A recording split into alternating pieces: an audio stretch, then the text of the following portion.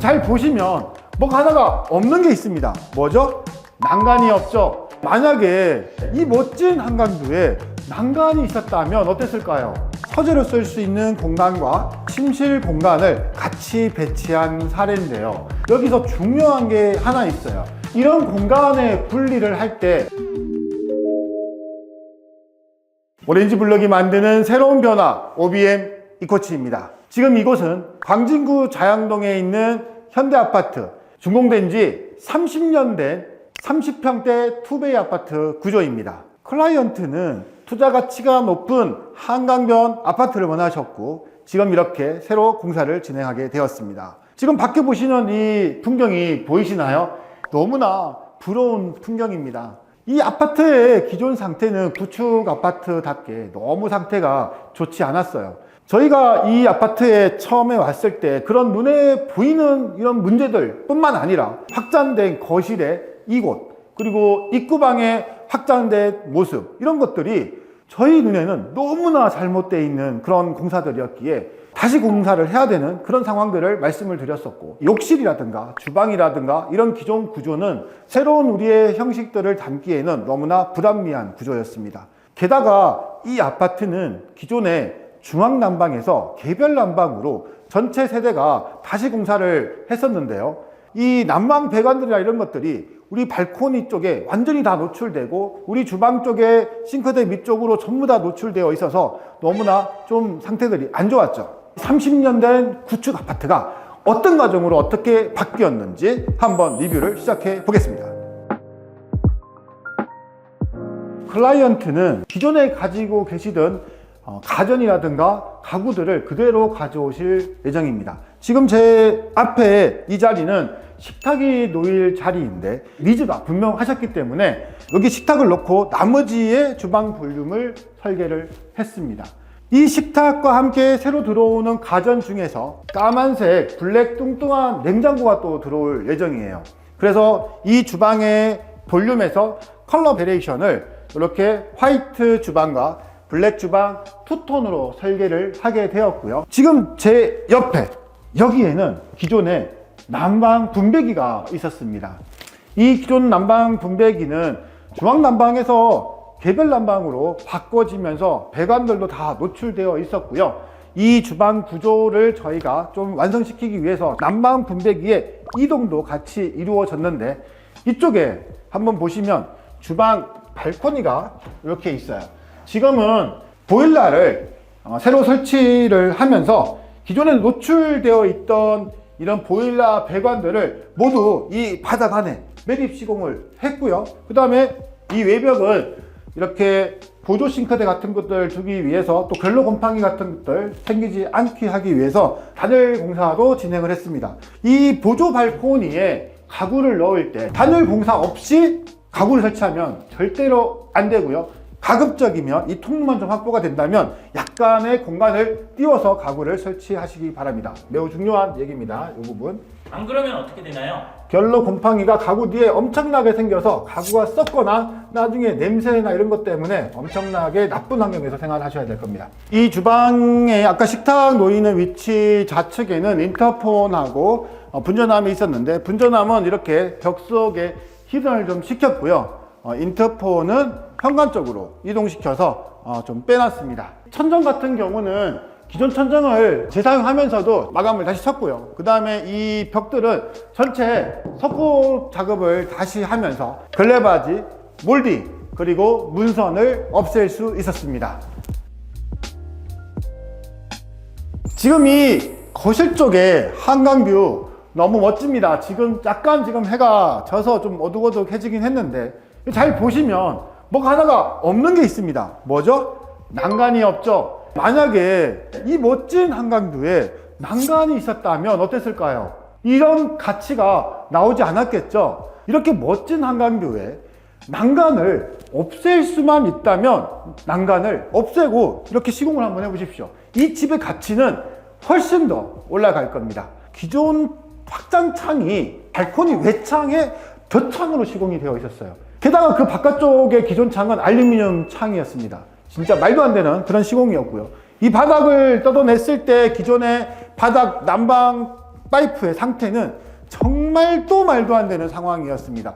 기존 발코니 타일 위에다가 그냥 난방 파이프만 몇 가닥 넣어놓고 그리고 그냥 덮어놨었죠. 이게 확장이라고 할 수 있겠습니까? 정말 제발 이따구로 좀 공사 안 했으면 좋겠습니다. 이거는 정말 잘못된 시공이고요. 확장 공사에 대한 기본적인 어떤 이해도라든가 기본 개념은 지난번 저희가 초창기 영상에 올려놓은 게 있으니까 꼭 한번 좀 참고해 주셨으면 좋겠고, 앞으로 틈이 나는 대로 또 한번 얘기해 보겠습니다. 추가적으로 팁을 하나만 좀 더 드리자면, 이렇게 확장을 할 때 할 수만 있다면 발코니에 있던 노출된 우수 배관을 이 확장된 집 안으로 안 넣는 것이 좋습니다. 여기에도 기존에는 우수 배관이 이 거실 확장된 부위에 있었거든요. 근데 이거를 밖으로 나가는 이 터닝도어와 이 위치를 좀 옮겨가지고 이 우수 배관을 밖으로 빼낸 사례입니다. 이 우수 배관이 안쪽에 위치하고 있으면 아무래도 나중에 유지관리 보수도 상당히 어렵고, 또 우리 이 콘크리트 구조의 크랙이라든가 균열 같은 것들 때문에 누수 같은 것들, 이런 것들 생길 수 있으니까 할 수 있다면 발코니 쪽에 우수 배관은 확장 공사 시 밖으로 빼라, 이거 강조드립니다. 우수관 완전히 막아버리는 인테리어 업체도 있는데 거기에 대해서는 어떻게 생각하세요? 집 안에 확장하는 부위에 우수 배관을 둬야 될 때는 최종 마감은 목공 마감으로 보통 하기 때문에 나무로 감싸는 게 맞는데요. 중요한 게 있습니다. 그 나무로 막기 전에 이 우수 배관의 처리를 두 가지는 꼭 하세요. 첫 번째, 이 우수 배관을 직결로 연결을 하십시오. 밑에 우수관을 좀 드러내서 바로 유리집을 통하지 않고 내려갈 수 있게끔 우수관 처리를 먼저 해주시고, 두 번째, 이 우수관의 표면을 단열재로 완전히 감싸고 밀봉을 하십시오. 그래서 이 우수관이 이 내외부 온도 차이가 없게끔 만들어주면 목공으로 감싸도 전혀 문제가 없습니다. 점검구를 만들 필요는 없나요? 사실 직결 처리를 하면 점검구를 만들 이유가 사실 전혀 없는데요. 간혹 아파트 관리실이라든가 이런 데서 이 점검구를 무조건 만들라고 강요하는 경우가 있으니까, 그럴 때는 서로 협의가 좀 필요할 것 같습니다. 이 아파트 같은 경우는 수납들보다 이 공간의 확장성을 훨씬 더 중요하게 생각했는데요. 지금 보시는 것처럼 이 공간을 거실 쪽에서 약간 할애를 받고 이 현관의 공간감을 극대화 시켰습니다. 이렇게 약간의 여백을 주고 이렇게 낮은 수납 의자 이런 것들을 두면서 나중에 앉아서 신발을 신거나 이쪽 공간들을 조금 디피를 한다거나 여러 가지 용도로 활용할 수 있겠죠. 다만 이렇게 현관의 공간감을 확장하기 위해서는 거실에서 약간의 손해를 보게 되는데요. 자칫 잘못하면 거실이 좁아 보이는 그런 문제가 생길 수가 있습니다. 그래서 여기는 두 가지의 보완 장치를 뒀는데, 이렇게 라운드형 이렇게 코너 마감, 그리고 투명한 유리를 둠으로써 거실과 현관의 개방성을 조금 더 좋게 만든 그런 사례입니다. 네, 여기가 입구에 있는 방인데 우리 따님이 사용하실 방이에요. 기존에 이 방도 이 발코니 이 확장 부위가 상태가 정말 심각했습니다. 난방공사, 단열공사는 이제 둘째 치고, 이런 지금 꺾여 있는 이런 창이 침실에 있는 방에서 나오기 좀 힘든 경우인데요. 지금 여기서 보시는 것처럼 샤시는 양쪽으로 좀 분할이 좀 돼서 시공이 됐고, 이 부위는 공바라고 그래서 우리 샤시바를 이용해서 세우고 이렇게 단열 마감 처리를 했는데요. 이런 샤시의 어떤 분리 시공 같은 것들을 할 때 사전 설계 시뮬레이션이 매우 중요합니다. 그렇지 않으면 이 샤시의 마감이나 단열의 마감들이 샤시를 묻어서 만들어지거나, 이렇게 지금 손잡이들이 내가 사용하는 위치에 정확하게 오지 않는 이런 문제들도 발생할 수 있기 때문이죠.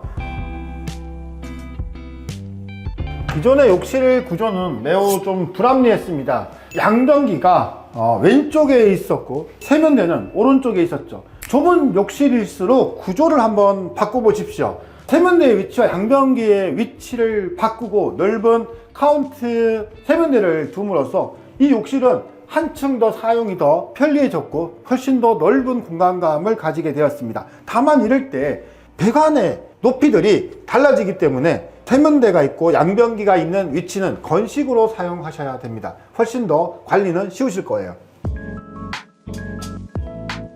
네, 여기는 안방인데요. 제가 서 있는 이곳은 침대가 들어오는 공간이고요. 우리 남편분은 지방에 주로 근무하시지만 이게 올라오셨을 때 자기만의 서재가 좀 필요해서 이렇게 공간 분리를 했습니다. 이 앞쪽에는 이렇게 책상으로 사용할 수 있는 이런 서재를 뒀고 수납을 같이 배치를 해서 서재로 쓸 수 있는 공간과 침실 공간을 같이 배치한 사례인데요. 여기서 중요한 게 하나 있어요. 이런 공간에 분리를 할 때 쉽게 그냥 생각하고 그냥 파티션 하나 탁 설치하고 마는 뭐 이런 경우들 간혹 보는데요.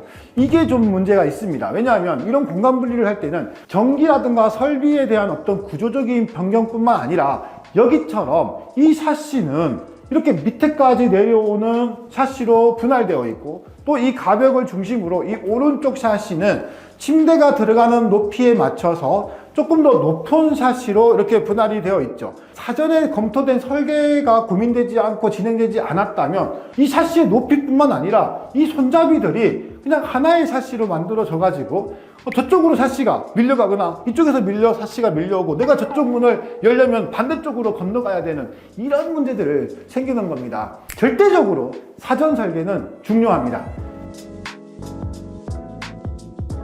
네, 여기는 안방 욕실인데요. 우리가 요즘 많이 하고 있는 전형적인 600의 600각 타일로 이렇게 시공이 됐죠. 이렇게 졸리콧도 들어갔고요. 여기서 좀 중요한 포인트가 또 하나 있습니다. 예전에도 한번 말씀드린 적이 있는데 이 문의 위치죠. 지금 이 문의 위치를 잘 보시면 기존의 문의 위치는 이쪽 안쪽으로 배치가 되어 있었겠죠. 지금 이 문의 위치는 문틀의 폭을 줄이고 문의 위치를 조금 더 안쪽으로 넣습니다. 이 욕실의 공간감을 더 넓게 보이기 위해서입니다. 지금 이렇게 문틀이 들어간 이 깊이만큼 이 욕실은 문을 열어놔도 더 넓어지는 거죠. 욕실을 좀 더 넓게 쓰고 싶다면 지금같이 이런 시공을 한번 해보십시오. 지금까지 30년 된 구축 아파트 자양동 현대 아파트를 리뷰를 해봤는데요. 여러분, 눈에 보이는 그런 모습만 자꾸 따지고 공사를 진행하면 절대 안 됩니다. 눈에 보이지 않는 그런 모습을 찾아봐야 되는데 공짜 상담이나 총액만 우리가 따지는 그런 상담들을 받다 보면은 이 중요한 문제들이 자꾸 감춰지게 됩니다. 사용자의 입장에서 한 번 더 생각해주고 같은 고민을 같이 할 수 있는 그런 공사, 그런 인테리어를 진행하시기 바랍니다. 그러면 절대로 후회하거나 실패하는 일이 없을 거라 생각합니다. OBM 이코치였습니다.